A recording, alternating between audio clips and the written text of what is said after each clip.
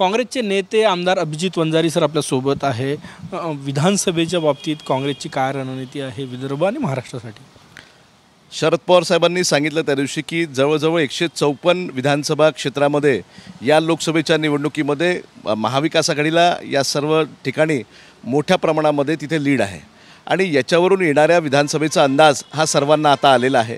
ज्या पद्धतीनं इतर राज्यांच्या तुलनेमध्ये नानाभाऊंचा परफॉर्मन्स, नानाभाऊंच्या नेतृत्वामध्ये ज्या पद्धतीनं ताकदीनं काँग्रेस पुन्हा एकदा समोर आली, राहुलजींचा विचार हा लोकांनी ॲक्सेप्ट केला, गांधी फुले शाहू आंबेडकर यांचा विचार महाराष्ट्रातल्या लोकांनी ॲक्सेप्ट केला, त्याच्यावरून हे लक्षात येते की ज्या पद्धतीचं फोडाफोडीचं राजकारण हे भाजपच्या नेत्यांनी केलं ते काही लोकांना रुचलं नाही आणि म्हणून पुन्हा एकदा या विधानसभेमध्ये येणार।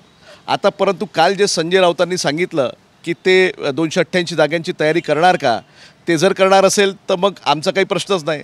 शेवटी ते नानाभाऊ आहेत, त्यांनी तर पहिलेच एकला चलो रे अशी भूमिका पहिलेही मांडली होती आणि अमित भैयांनी सांगितलं की जली को आग कहते हैं, बुझी को राख कहते हैं, जिस राख से बारूद बनती है उसी को नाना पटोले कहते हैं। आणि म्हणून समजा त्यांची जर 288ची तयारी आहे तर आमची 288ची तयारी राहणार आहे आणि विदर्भामध्ये ज्या पद्धतीनं काँग्रेस पक्षाला बहुमत मिळालेलं आहे तर त्या आधारावर या ठिकाणी मोठ्या प्रमाणामध्ये मोठ्या फरकानं काँग्रेस पक्ष विजय होईल। ओएसिस फर्टिलिटीच्या तज्ञांनी IVF उपचार पद्धतीद्वारे 1 लाखांहून अधिक जोडप्यांना मातृत्व प्राप्तीचा आनंद दिला आहे। मोफत अपॉइंटमेंट बुक करण्यासाठी आजच संपर्क साधा। हो, तुम्ही म्हटलं की 288ची जर उद्धव ठाकरे संजय राऊतांची ते उद्धव ठाकरेंनी जी बैठक घेतली नुकतीच जिल्हा प्रमुखांची त्यातही त्यांनी 288वर संघटन बांधणीचे आदेश दिलेले, याचा कसा अर्थ काढता तुम्ही?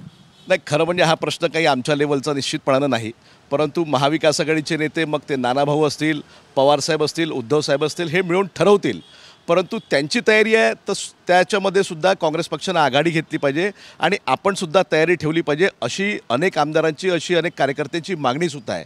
याचं कारण असं, महाविकास आघाडी झाल्यानंतर तिकडे पलीकडे 3 पक्ष, या भागामध्ये इकडे 3 पक्ष आणि या 3 पक्षामध्ये लढताना किंवा त्या सीटांचं समन्वय करताना, तिकीट वाटपाचं समन्वय करताना अनेक वेळा अनेकदा चांगल्या कार्यकर्त्यांवर त्या ठिकाणी त्यांचं नुकसान होतं, राजकीय नुकसान होते आणि म्हणून ते होऊ नये म्हणून समजा हा जर विचार आला की 288 जागेवर सर्वांनी मित्रपक्ष म्हणून आपण मैत्रीपूर्ण लढत लढू तर काय हरकत आहे, चांगला आनंद आहे आणि मग पोस्ट अलायन्स आपण करूच ना। आपली विचारधारा एक आहे, आपण ज्या पद्धतीनं हा लढा दिला लोकसभेच्या निवडणुकीमध्ये त्याच पद्धतीनं विधानसभेमध्ये जरी वेगळे लढलो तरी येणाऱ्या काळामध्ये निश्चितपणानं ते अलायन्स करून आपल्याला राज्य स्थापन करता येईल, काही अडचण मला वाटत नाही।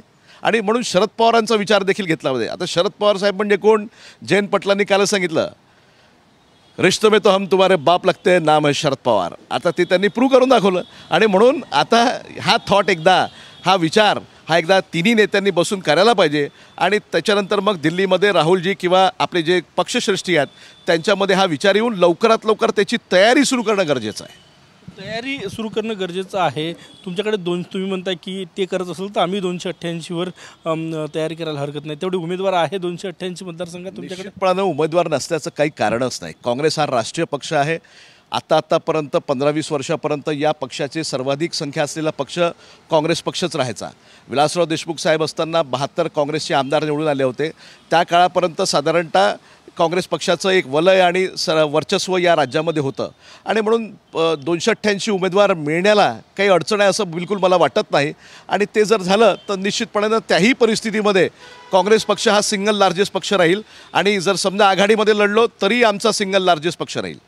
खूप धन्यवाद। कॅमेरामॅन साईसह गजानन माटे, TV9 मराठी, नागपूर।